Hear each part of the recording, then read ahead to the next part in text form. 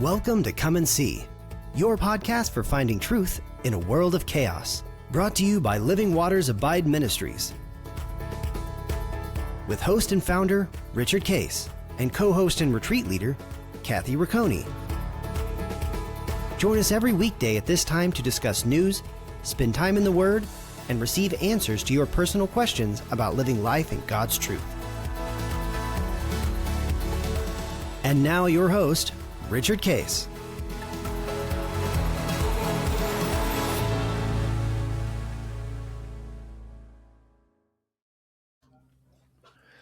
Well, good morning, everybody. This is End Times Friday. Denny and I have had a couple of sessions in a row where we've talked about kind of setting up the structure of the Middle East, Israel, anti-Semitism, what things that God's asking us to look for with Denny's beautiful list of, here's what I see as things that we need to talk about, and we want to. Thank you for that list, by the way, Denny. Denny is about ready to head to Israel for an anti-Semitism contest,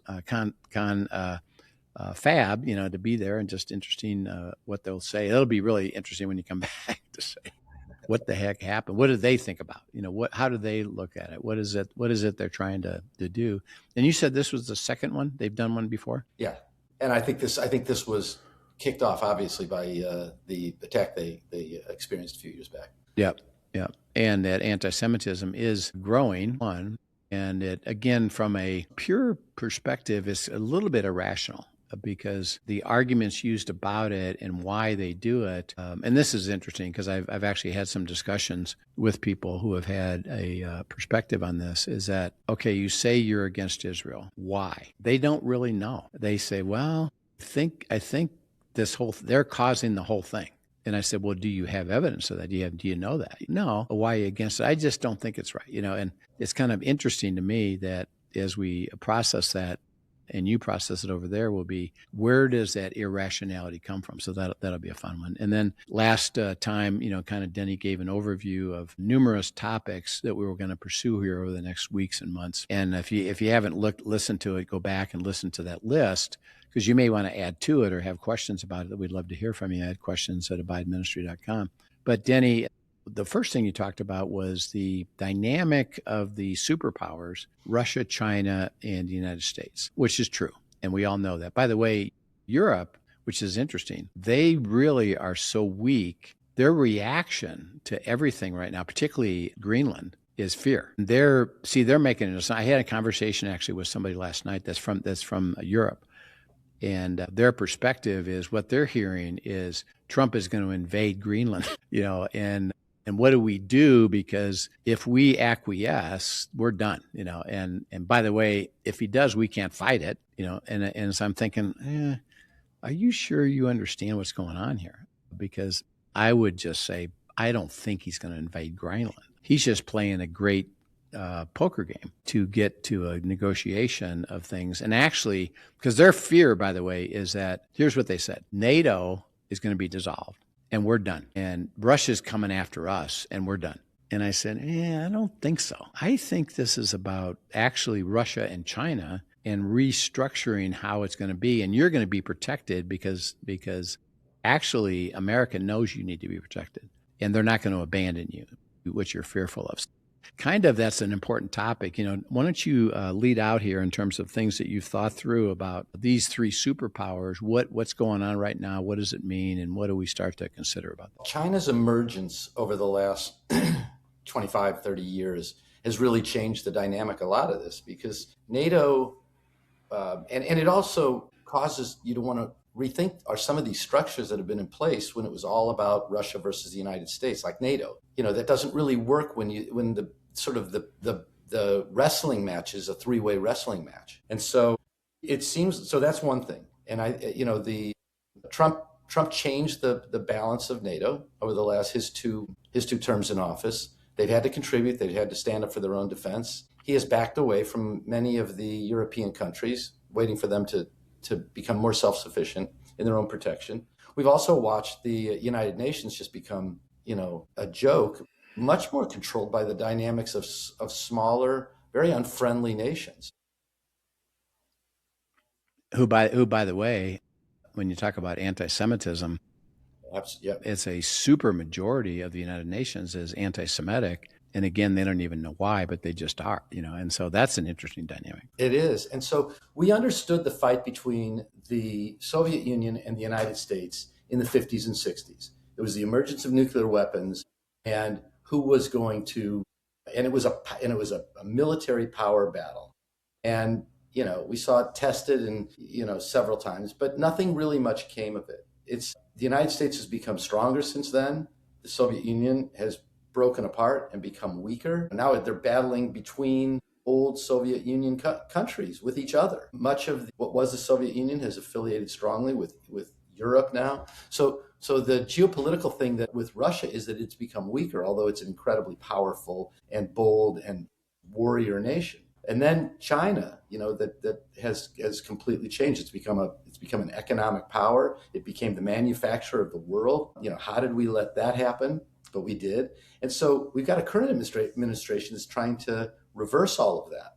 It's trying to move the industrial center away from China, back to the United States, back to countries that are friendly to the United States. And then the question is, well, who is friendly to the United States? And so what is our neighborhood? And which is a real interesting question, because there's some people that say what's really going on is China, Russia, and the United States are basically dividing up the world. You stay out of here, we'll stay out of there. I've heard that point being made. And that would mean that if I was in Taiwan, I'd be very worried right now. Yeah. As you can see, but I think the Taiwan issue might even be inevitable, because at least with this current administration, there isn't a chance in the world they would chase after the defense of a country that is basically in China's backyard. I don't think, but who knows? And that's a new thought. But suddenly Venezuela is in our neighborhood because it's in the same hemisphere. Is that it? Or it's one of the Americas. Greenland is somehow in our neighborhood because if you look at the map right, it's as close to us as it is to Denmark. So I think the battle lines are less about military might and they're more about how do we avoid having points of conflict? Yeah. It seems like that's a lot of it. And it's economic as well as military. But it seems like there's a desire for the three countries to say, let's leave each other alone somehow. Yeah. But they have, let's say, aggression in a variety of places that is trying to push things around and reestablish, the relationship between the three parties. So that, and you think of Russia, that the one surprising thing to all of us is that when they invaded Ukraine, we all said, oh, that'll be about a month because they're way superior to them and they've got the technology and the manpower. They'll just overrun it. And remember at the time, we weren't going to do anything about it at all. Yeah. And other here it is. Other than pour a lot of money into Ukraine. Yeah. Which, by the way, is we're starting to realize that a lot of that money is going to pockets of corruption, which is unfortunately that's the way of the world. So we're surprised that, here it is 4 years later, and they're still fighting that war with no end in sight. I mean, no end, like it's not concluding. And Trump's trying to get in the middle of it. We'll do a peace, and all we hear is, Russia said they're going to do it. No, Ukraine's not going to. Ukraine's going to do it. No, Russia's going to do it. And nobody does it, And so where's that going to go? One. And then two is that China, obviously, we know has developed economically and militarily into a true power. And the funny thing about China is that the United States led this, is we transferred all of our, not literally all 100% of it, but a great majority of our manufacturing to China because of labor and cheap prices that drove us to say, well, that's a better thing to have them do it because they can do it cheaper than us. And I remember I was doing consulting for a manufacturing company, and they were working with setting things up in China, and I was just evaluating their model. What's their economic model? How do they determine cost? And at the time, this is probably 20 years ago, they said, don't even measure labor at all. It's so insignificant because they're getting paid $1 a day. It's so insignificant. All we care about is material cost and shipping. That's it. And it's cheaper, way, way cheaper than what we can do. So we're moving over there. We're going to move the manufacturing over there, which we did. So we funded the economic engine of China. And by the way, the rest of the world did too. And it's still, still happening. Then they developed this military might. But remember, China is driven by their own ideology, and they made a lot of mistakes with driving, for example, real estate development and buildings and commercial things that are truly right now today empty. Yeah.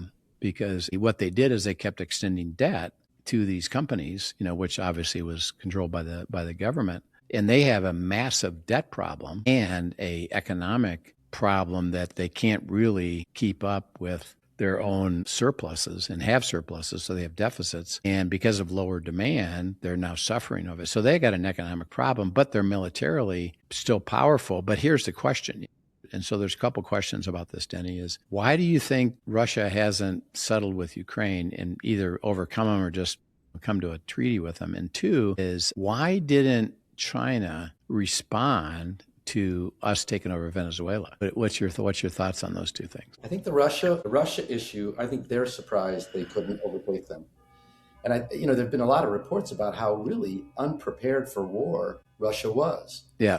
Not just because they had underinvested in training and exercises, they probably haven't had as much recent experience with the kind of battle, the kind of fighting they have to do there as they used to be. And then they're importing warriors from other countries. The North Koreans that are out, mercenaries fighting. So they don't appear to be fighting it with the goal of winning, or they just wouldn't let themselves lose thousands of soldiers every month. So the surprise is, I think, how weak the Russian military has appeared. Mm-hmm. And, the last exposure we had in a big way to Russia in battle was in Afghanistan, and they couldn't prevail there either, even before we got involved. And that was a long time ago. But it may well be that they just aren't, they're willing to lose lots and lots of lives. They've got that built into them. We're just going to fight, until it's over. But they're losing a lot of kids. Yeah. And then what do you think is the reason that, China did not respond to what we did in Venezuela, at least at the moment? I think the answer to that probably is why haven't they gone ahead and taken back over Taiwan? Because that's real nearby. They've got a massive Navy, which is probably why our Navy has moved into its position. If they were going to deal with Venezuela, they would have had to move a big chunk of their Navy over there, and they would have had to fight a battle that way. So that's the only thought I have, is it's not that important to them. I know it's a big oil supplier. I don't know. I think or Trump just beat them to positioning. He moved that Navy fast. Yeah. And sort of out of nowhere. There was no talk about, there'd been a lot of talk from the beginning about whether or not Maduro was a legitimate leader and how that was going to play out. But when Trump started bombing those boats with the drugs and it was very clever. He started that way, little boats, and he let the firestorm play out about that. And then all of a sudden, boom, the Navy's moving in and we're going to deal with Venezuela. It really was a smart way to get in that position, because people were opposed. The fight was all over one or two drug runners, get killed when they should have been allowed to be rescued at the back of a boat, to suddenly we're, one of the biggest operations in military history, and we take a leader of a country into custody. But I think all of that was about positioning our Navy to make sure that China didn't move its Navy into a precarious position. Yeah. So when you think we just beat China to that. When you think of the superpower, so it's Russia, China, United States. Superpower is, I have military capability, nuclear capability. I have economic capability, and I view the world, each of them views the world in relationship to each other. This is why I believe the Europe is they're just sitting there like, I wonder what's going to happen, because we're not a player. We're not really a player, and our future is subject to what happens with these three superpowers. And they are connected both to the United States, China, and Russia through economics. And it's all happening, and Russia has tentacles into Europe of selling and buying. They have impact on Saudi Arabia, Iran, what they call the China road and the Russian road in the Middle East that they've established economic situations with. China is the same way. So if we look at what Trump supposedly is doing, is called a renewing of the Monroe Doctrine. And the Monroe Doctrine was, we are going to have oversight and never let any threat come to the Americas, South America, North America, Central America. And so, they did it with Venezuela. He's threatening Cuba, hey, you better shape up here. Greenland, which we'll talk about later in terms of that's an interesting piece of actually, as you look at it, and geographically, I know you looked at it this way. It's funny, you see it. It's actually part of North America.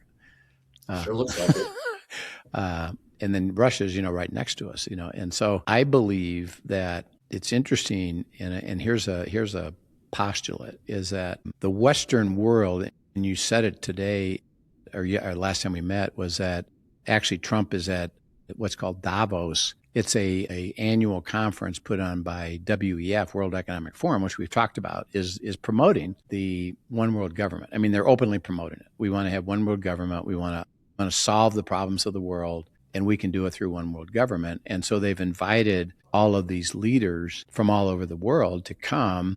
Interesting enough, there's very few from Russia and China because they're taking more of a Western perspective of driving it. So here's a postulate. Is all that's being done right now, particularly with America, attempting to put China and Russia in a position where they cooperate with the one world government? So in other words, a kind of a stalemate that is developed, and that there's threats and there's things, that are done, and there's power that can be done. If you look at it then economically, is that, okay, I tell you what, Russia and China, in order to come to a conclusion about this, which might even be Ukraine and might be, Taiwan, why don't we do this? And we'll actually, instead of fighting each other, we'll cooperate together and set up the one world, start to put together the one world government, which includes you.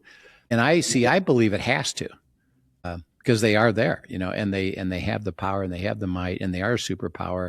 You can't think of a one world government that excludes them. Then it's not really a one world government, So is this all working toward trying to, who are not currently engaged in the active discussions of one world government, but to get them to the table to actually be part of it? So that's an interesting postulate. Any thoughts about that? What I thought about was two things. The EU, did the EU, which was a sort of a first step, was that beneficial to all those European countries or not? Did the EU idea work? The other one is the Soviet Union. Did it work? No.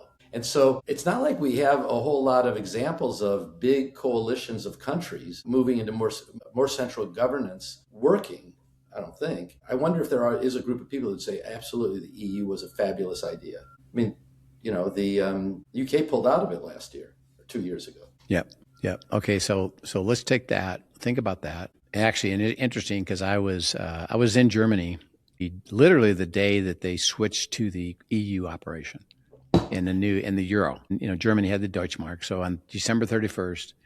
I had to buy things with Deutschmarks. On January 1st, I had to buy them in euros. And just a funny little story is our whole family was there, and we had Linda's family there from Germany, and we were in this beautiful spot in Bavaria, and we celebrated Christmas and New Year's together. And then on the first day of January, which happened to be, not to them, it's not a holiday, it's just a day, and so we had to exchange Deutschmarks to euros. So we get in line, we go to the bank, and we're at this long line of people that, that are all having to do the same thing. Well, there's people in front of us, and these funny little old ladies, and they've got these big bags of cash. I mean, and so they would bring it, and then they'd put it on the counter, and they'd have to count it.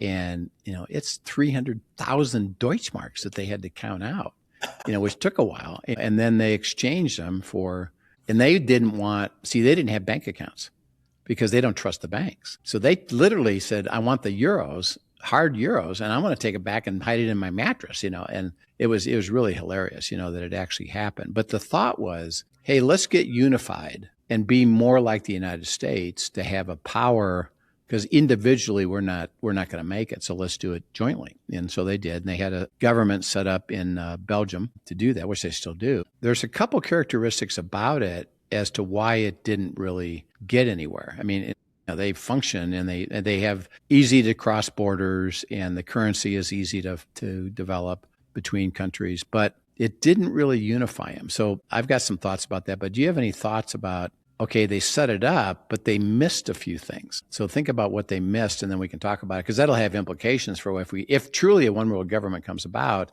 they can't operate like the EU does, or else it won't work. Well, there are obviously huge cultural implications when you do that. And, think back about the United States. So the United States began as colonies. It continued to emerge as states. And then there was a constitution that created how the states would link to each other. But the big source of tension from the very beginning to today is what are the rights of the states and the obligations of the states and the powers of the states versus the rights and the powers of the central government. We fight about that, but it's been there from the beginning. Yeah. And it was actually designed into our founders, initially that the states had all the power and the federal government only was there to serve a few purposes, like a common currency, the national defense. There wasn't even taxes at the government level, the federal government level to begin with. But there is this tendency to want to draw towards more and more federal, bigger and bigger governments. You see it even in the United States, the pressure to say, well, something's not working or it's not fair. Why does that state have something I don't have? Or it has a law that protects this, but mine doesn't. Well, we got to pass a federal law then.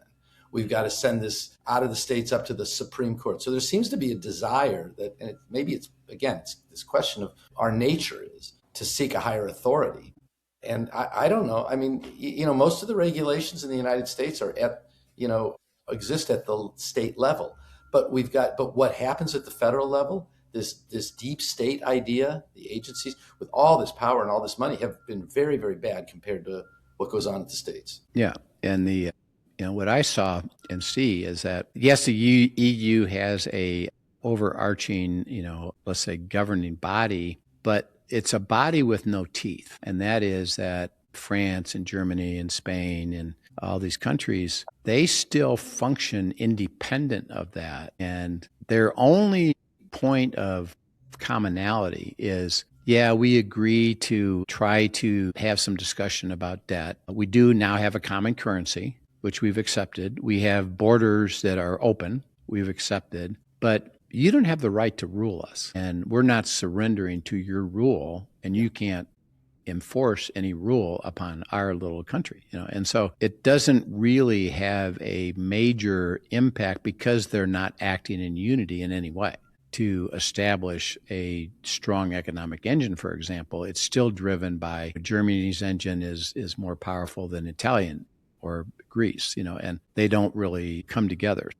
If we think about a one world government, and this comes back to Russia and China, is that a true one world government, which we know in Scripture happens, it's a willing acceptance of that leadership and their decision making that we surrender to, and we don't have any longer. And we'll talk about this later about democracy. Is that we don't even vote them in, or we don't vote different laws that whatever they say we've agreed to, and we let them run the show. But there's not a opposition to that. I don't like that. I don't want to. We fight it. No, it's a willingly worldwide government, and that's where Russia and China join that worldwide willing government and let the government rule. So I think this movement of all this stuff that's going on is try to positioning a point where they start to invite them into that process. And I believe it's economic to have them start to recognize, yeah, we know you have an agenda from your world power position, which we do too, but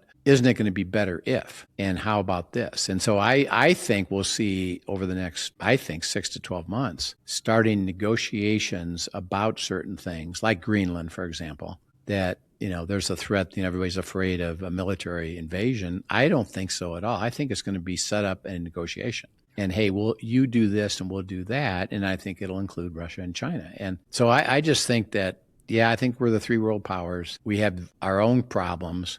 Certain things don't seem to make sense. And how is that going to come about? I think that's our big question as we start exploring it. So as you get more exposure to info about that, we'll think about that of what the heck does this mean?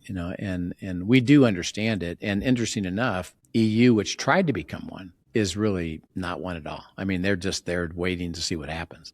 Well, in a way, they're suffering even from one of the principal elements of that agreement, which is open borders. You see now many of those EU countries dealing with what they didn't expect, which was not just people traveling from one European country to another, but now the invasion of unfriendly people that are changing the culture of all of Europe. That's right. Yep. And having the influence into it of changing the economic dynamic of it all, which is interesting that, because of what Trump's done with our borders, and then he's actually encouraging Europe, hey, you guys better shape up here and straighten out your situation, or you've lost the soul of who you are. Yeah. And if you don't take care of it, you're going to wind up, not doing which is what we're trying to do. So, really interesting discussion. But the question which we'll keep exploring is, okay, we know there's the three superpowers. We are maneuvering, and everything think about what America is doing, particularly with Trump, is in relationship to Russia and China.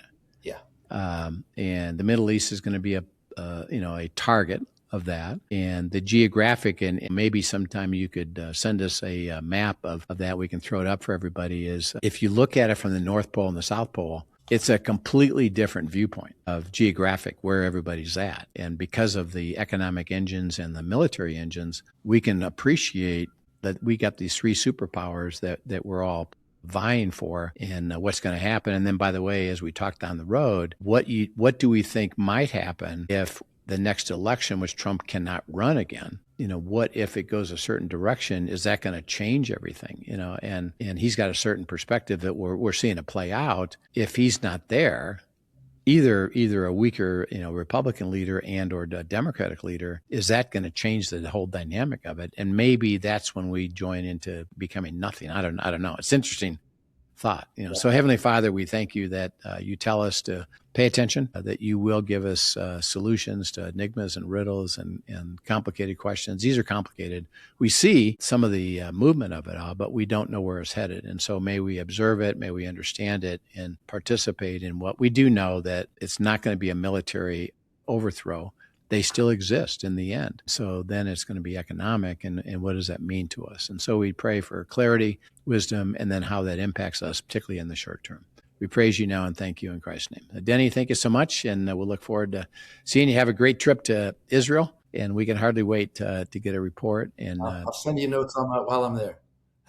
And send me some pictures if you can. And then for you that are listening, I would urge you to go back, to last week and look at the list of things we're going to cover and what questions you might have, and send them in at questions@abideministry.com. And we will look forward to catching up again. And our next taping, I think, is going to be with Eric and Ephraim, which they're going to join you a little bit there. So that'll be an interesting discussion. So join us then, and we'll see everybody.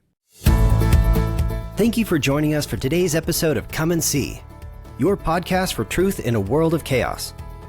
Brought to you by Living Waters Abide Ministries. Send us your questions and comments, and tune in tomorrow for more answers to your personal questions about living life in God's truth. Remember, God's will is best and none better. His truth brings peace in this world of chaos.